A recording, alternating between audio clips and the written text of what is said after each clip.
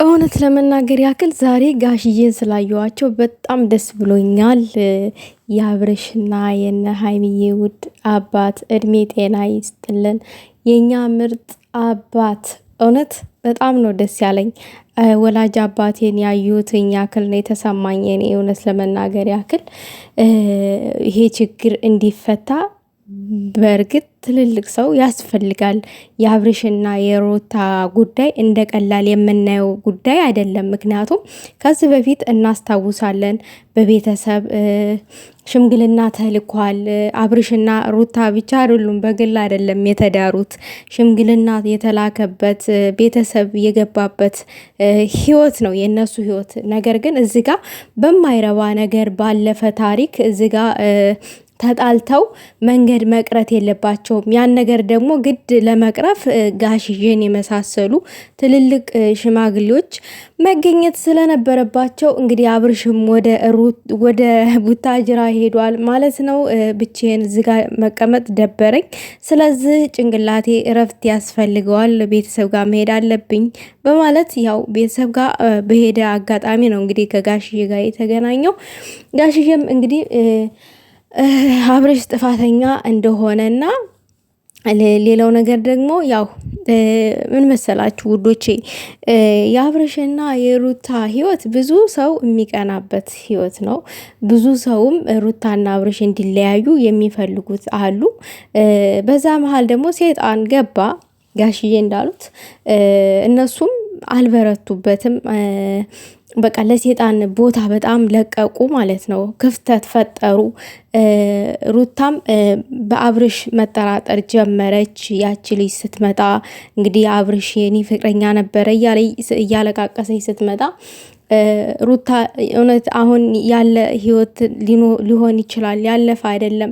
በቃ ብዙ ጥርጣሬ ይፈጠርባቸዋል። እዚህ ጋር የምትወዱት ሰው እንደገና የሆነ ነገር ፋይል ሲያወጣ እዚህ ጋር ዛሬ ይኸው ዛሬ እስከ ዛሬ ድረስ አብሬ አወራለሁ አለች። ብዙ ነገር ቀበጣጠረች። ነገር ግን ሩታም አይፈረድባትም። አብርሽ ግን ትልቅ ስህተት ሰርቷል። በጣም ትልቅ ስህተት ነው የሰራው። ምክንያቱም አንደኛ ከልጅቷ ጋር መገናኘት የለበትም።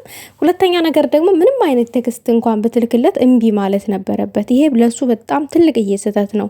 በጣም ሩታንና አብርሽን እንዲያጋጫቸው ካደረገው ነገር የአብርሽ አሁን ላይ ከልጅቷ ጋር ማውራት ነው እና ይሄ ነገር በጣም ትልቅ ስህተት ነው። መደረግ የሌለበት ነገር ነው ያደረገው።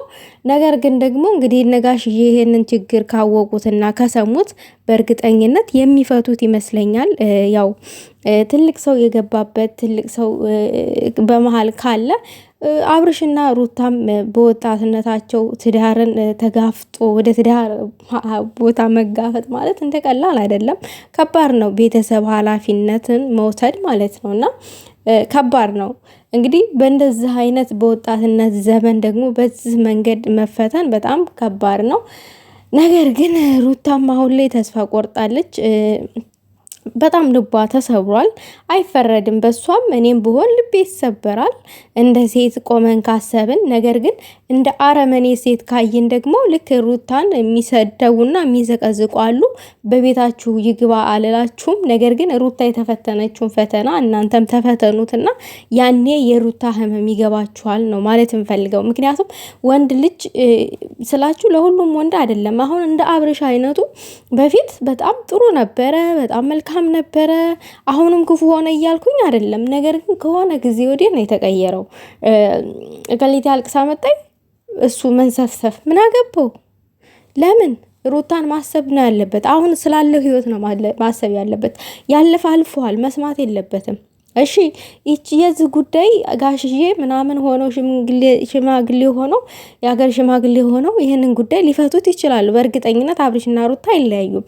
ነገር ግን ነገ ሌላ ሴት ብትመጣ ምንድን ነው የሚሆነው? ሩታ በድጋሚ መሰበር፣ ማልቀስ ይህ አግባብ ነው? ይህ አግባብ አይደለም። አብርሽ ልብ ግዛ። እኔ በፊትም እንደዚሁ ተናግሬያለሁ። ልብ ግዛ። እንደዚህ ማድረግ ቀላል አይደለም። ሩታም ያንተን ይቅርታ ለመቃበል እኮ ትፈልጋለች።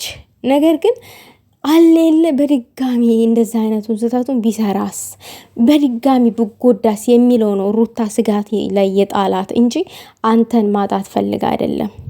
ከአንተ መሌት ፈልግ አይደለም። አይኑ ጥፋት ያጠፋው ነገርን አምናለች፣ ተቃብላለች ይቅርታህን። ግን ቢደገምስ ይሄ ስህተት የሚለው ፍራቻ አለ በልቧ ውስጥ።